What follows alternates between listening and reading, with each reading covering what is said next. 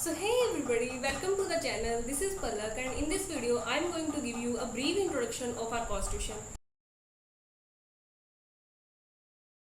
So the topic of discussion in this video will be what is the constitution, how it was made, what are the features of the constitution, what are the functions of the constitution. So सबसे पहले हम discuss करेंगे constitution है क्या. So constitution एक ऐसी rule book है, एक ऐसा set of laws and principle है जो स्टेट की गवर्नमेंट की पावर को डिटरमाइन करता है और उसके सिटीजन्स के राइट्स को गारंटी करता है.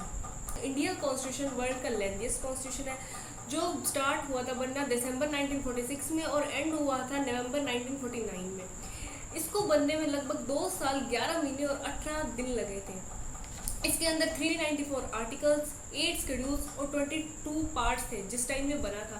लेकिन at present after the 105 amendments it have 448 articles, 12 schedules and 25 parts. तो ये तो था हमारे कॉन्स्टिट्यूशन एक्चुअली था क्या. अब हम बात करते हैं कि हमारा कॉन्स्टिट्यूशन बना कैसे. हमारा कॉन्स्टिट्यूशन कॉन्स्टिट्यूएंट असेंबली के द्वारा बनाया गया था जिसकी फर्स्ट मीटिंग हुई थी 9 दिसंबर 1946 को. हमारी constituent assembly cabinet mission plan के ऊपर सेटअप की गई थी. अब ये कैबिनेट मिशन प्लान क्या था? कैबिनेट मिशन प्लान के अकॉर्डिंग जो हमारा कॉन्स्टिट्यूशन था इंडिया का वो कॉन्स्टिट्यूएंट असेंबली के द्वारा बिल्ड होना था और जिसके मेंबर्स थे वो कम्युनल बेसिस पे इलेक्ट होने चाहिए. इसका मतलब ये है कि जितने भी मेंबर्स होंगे वो डिफरेंट कम्युनिटीज को रिप्रेजेंट करेंगे कॉन्स्टिट्यूएंट असेंबली के अंदर और उनके अकॉर्डिंग वो प्रोविजंस फाइनलाइज करेंगे. अब इस कॉन्स्टिट्यूएंट असेंबली की जो स्ट्रेंथ थी वो थी 389 जिसमें से कुछ ब्रिटिश इंडिया प्रोविंस को रिप्रेजेंट कर रहे थे और कुछ प्रिंसली स्टेट्स को रिप्रेजेंट कर रहे थे. अब इसकी फर्स्ट मीटिंग के बाद 13 दिसंबर को जवाहरलाल नेहरू ने ऑब्जेक्टिव रेजोल्यूशन को इंट्रोड्यूस किया.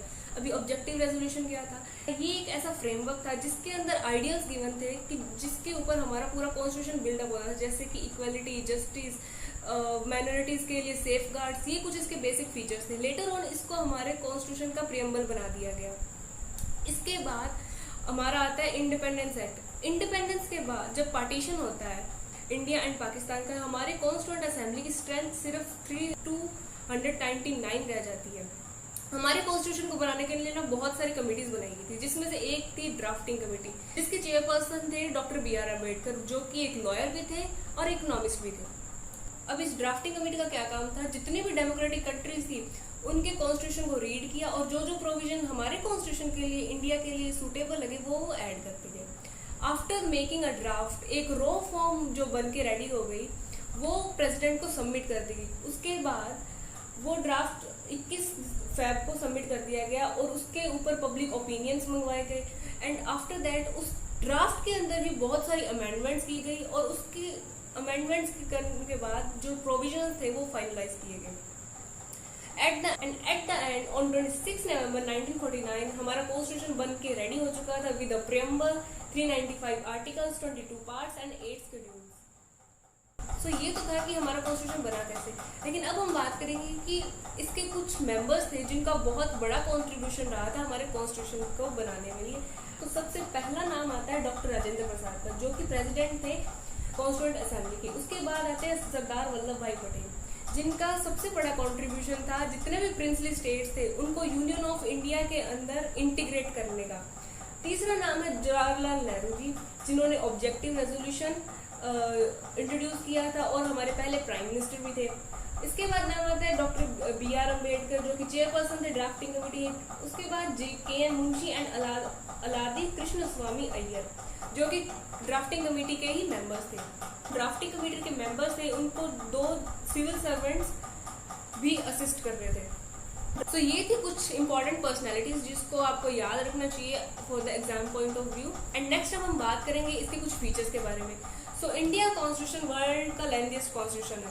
इसका सेकंड फीचर ये है कि ये रिजिड भी है और फ्लेक्सिबल भी है. अब रिजिडिटी और फ्लेक्सिबिलिटी का क्या मतलब है? रिजिडिटी का मतलब ये है कि इसके कुछ प्रोविजंस है हम कुछ चेंज नहीं कर सकते जैसे कि parliamentary form of government, fundamental rights, federal structure, ये कुछ प्रोविजंस है जो हम इसके चेंज नहीं कर सकते.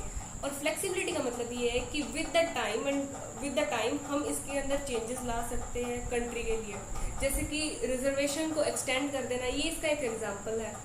और अब हमारा जो कॉन्स्टिट्यूशन है बहुत सारे प्रोविजंस प्रोवाइड करता है इंडिया के सिटीजन्स को, जैसे कि universal adult franchise, fundamental right, secular state.